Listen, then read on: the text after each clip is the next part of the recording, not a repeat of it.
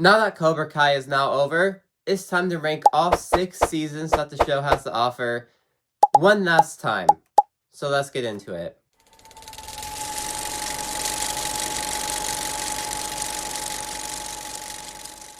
Cobra Kai never dies. If you want to do this ranking with me, you can leave your thoughts in the comment section below, and let's dive into it.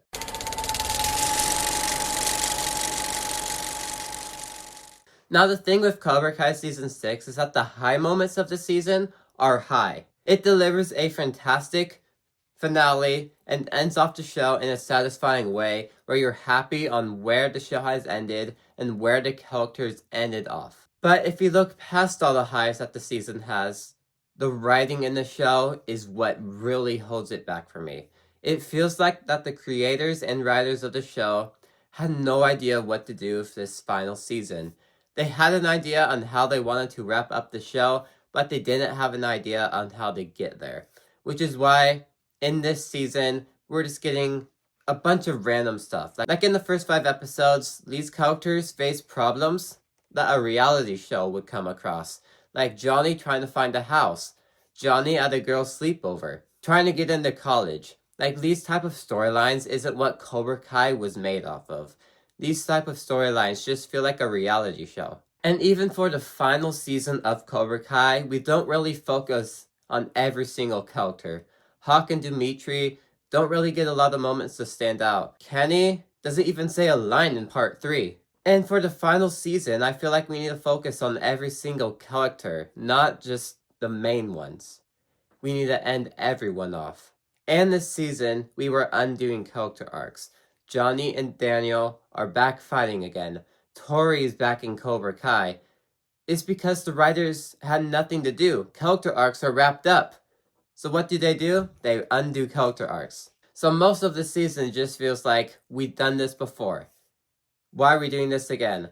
But that does deliver for some great moments and ends off the characters in a satisfying way, but it just feels like we've done this before. So although the season is not bad, you can just tell that they were running out of ideas and almost had nowhere to go with this direction. There's a lot of moments in the season where it's just almost nothing is happening and kind of just lost the touch of what Cobra Kai brought.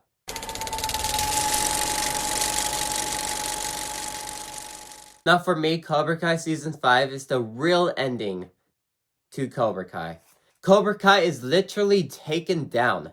And we get to see the journey to that. We get to see how Daniel is planning on taking Silver down and Cobra Kai with that. And this season delivers some awesome high moments, especially in the finale when Daniel and Silver have the rematch. Chosen is also an awesome add to the Cobra Kai franchise. He is the huge standout of Season 5 and Season 6 because just his personality is funny and he's a funny character. You can start to feel the show trying to drag itself out. Yes, the main plot point with Cobra Kai is still here, but character arcs are mostly wrapped up.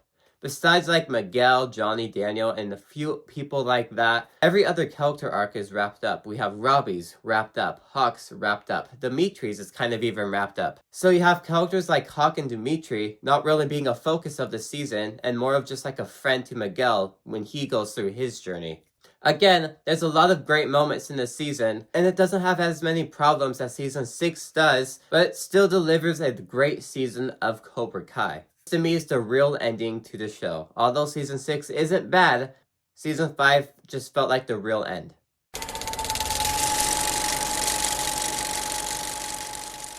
Biggest highlight of Season 4 is definitely the tournament at the end of the season. But other than that tournament, nothing in the season really stands out to me.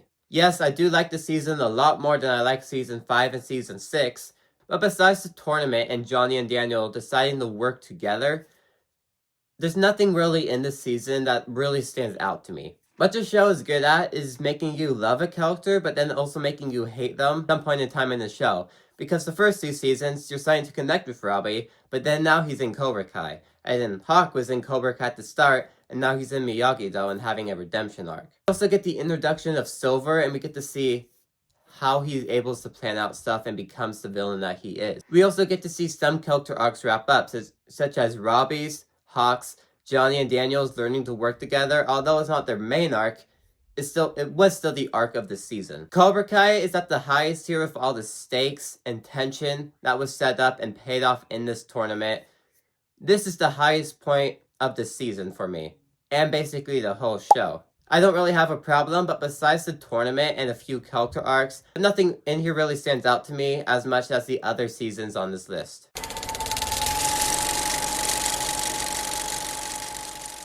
Season 1 delivers a great introduction to the show. We get to see Johnny again after all these years and see what his future looks like. And the show is focused on him. Karate Kid was about Daniel. Now we get to see what Johnny is like. And how someone that was the villain in the first Karate Kid, you then get to turn it around and see his perspective on everything that happened in Karate Kid. And you get to see everything from his point of view. And this season 1 basically set up that this is going to be a fantastic continuation of a legacy that you all love. And that's exactly what the show was. And this season delivers just an underdog story. We don't get the high stakes that the other seasons set up for Cobra Kai. We just get a nice underdog story. We get to see Cobra Kai open again. We get to see Johnny and Daniel banter together again. And we get to see Miguel rise to glory. But at the end of the season, we get to see hints of Cobra Kai affecting him. This season was a great setup to Cobra Kai. Just delivered as a safe underdog story. It wasn't trying to be anything big, but also wasn't trying to do anything small and safe.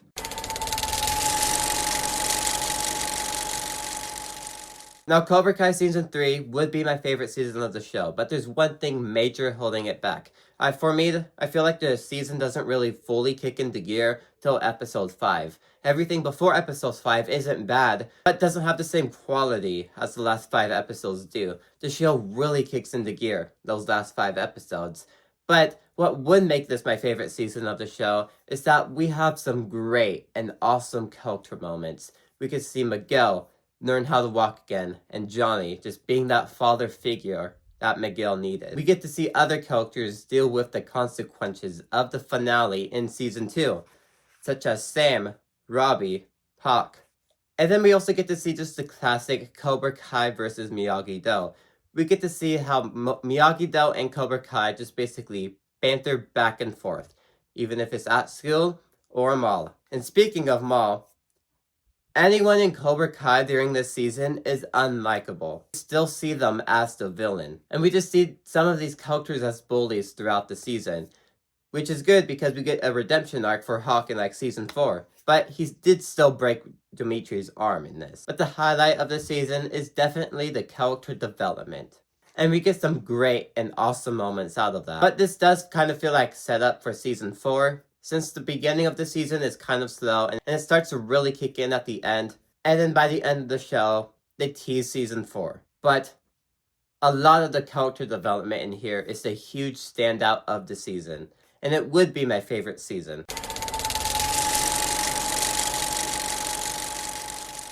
But Cobra Kai Season 2 is by far my favorite season of the show.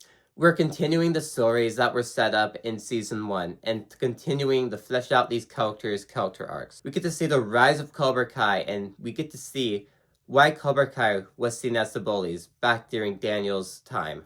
Because as we see, Johnny was the sensei in Season 1, but now Kreese is there too, and we get to see how just a little bit of training can turn anyone bad. Because we get to see that for Hawk, we get to see that for Miguel, and we get to see these characters that we liked in Season 1 starting to become bullies. I also liked how Season 1 focused on Miguel, but this time around we're starting to focus on other characters.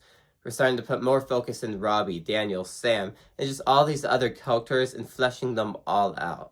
I also feel like this season has a lot more emotion. He is able to keep his funny moments, but when the emotional parts hit, the emotional parts hit.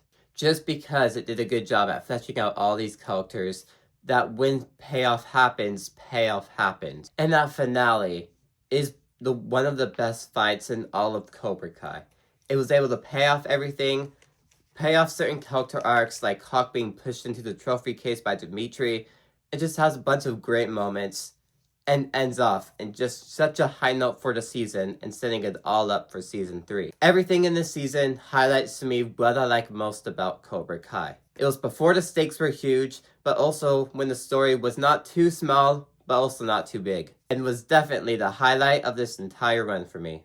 But with that, that was the entirety of Cobra Kai ranked for one last time. Cobra Kai will never die and will remain with us forever. It will still remain as that legacy show that was able to continue everything great about Karate Kid.